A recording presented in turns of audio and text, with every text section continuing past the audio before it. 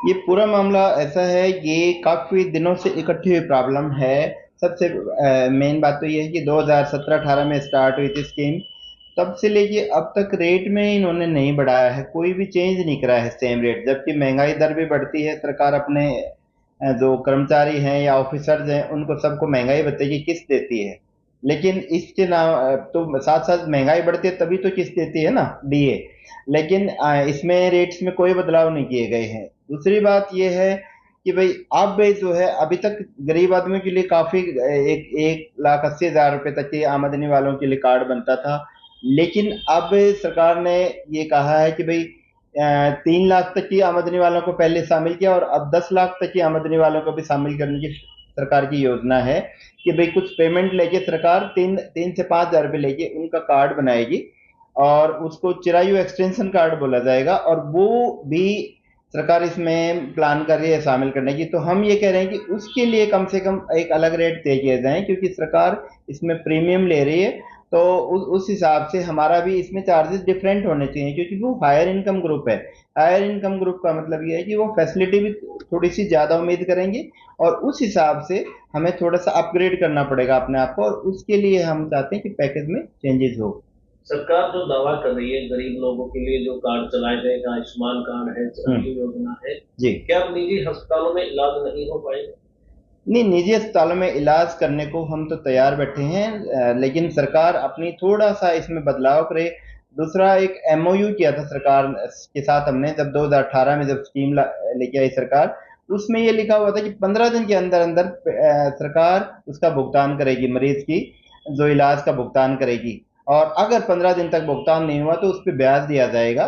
लेकिन किसी भी डॉक्टर को ये ब्याज आज तक नहीं मिला है, जो कि एमओयू का उल्लंघन है। तो हम ये भी मांग करते हैं कि सरकार इसका भी करे समाधान कि भाई 15 दिन तक पेमेंट आए, मैक्सिमम 1 महीने तक आ जाए, उसके बाद उसका भुगतान हो जाना चाहिए। आईएमए की तरफ से अब क्या कहा जा रहा है, क्या किस तरह की स्थिति? सर, आईएमए की स्थिति ये है कि आईएमए हरियाणा की तरफ से हड़ताल करी गई थी, और हमने सभी कार्ड्स को ऑनर करना बंद कर दिया था। अब सरकार के प्रतिनिधियों के साथ हमारी बात हुई है आईएमए हरियाणा की, तो उसमें जो है सरकार की तरफ से कुछ लिखित आश्वासन मिले हैं हमें। उसके आधार पे हमने स्ट्राइक को अभी थोड़ा स्थगित तो कर दिया है, लेकिन इसको बंद नहीं किया है। और सरकार ने हमें आश्वासन दिया है कि 30 मार्च तक काफी समस्याओं का समाधान हो जाएगा। तो हमने 15 दिन तक के लिए इसको स्थगित किया है। अगर सरकार अपने स्टैंड पे कायम रही तो फिर हमें दोबारा से इसको शुरू करना पड़ेगा। सर, अगर आपकी सहमति नहीं बन पाती है तो क्या अब जो है निजी अस्पतालों में इलाज नहीं हो पाएगा गरीबों का? नहीं, सहमति नहीं बनी तो फिर तो कैसे हो पाएगा।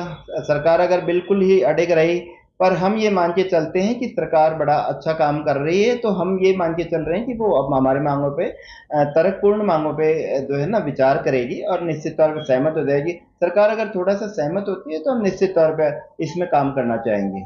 तो क्या आप मानते हैं कि सरकार अब पीछे हट रही है जिस तरह से गरीबों को योजनाओं का लाभ दिया जा रहा है? नहीं, सरकार को थोड़ा सा ये है कि सरकार सिर्फ डॉक्टरों पे बोझ लाद रही है, डॉक्टरों की तरफ नहीं देख रही है। सिर्फ गरीबों की तरफ ज्यादा ध्यान दिया जा रहा है कि भाई गरीब गरीब को फायदा हो जाए। लेकिन उसमें ये दिन सरकार को देखना पड़ेगा कि गरीब को जिस माध्यम से फायदा होना है उस माध्यम का भी तो सरकार को ध्यान रखना पड़ेगा ना। हमसे जुड़े रहने के लिए हमारे YouTube चैनल को सब्सक्राइब करें और नई वीडियो की नोटिफिकेशन के लिए बेल आइकॉन को दबाएं।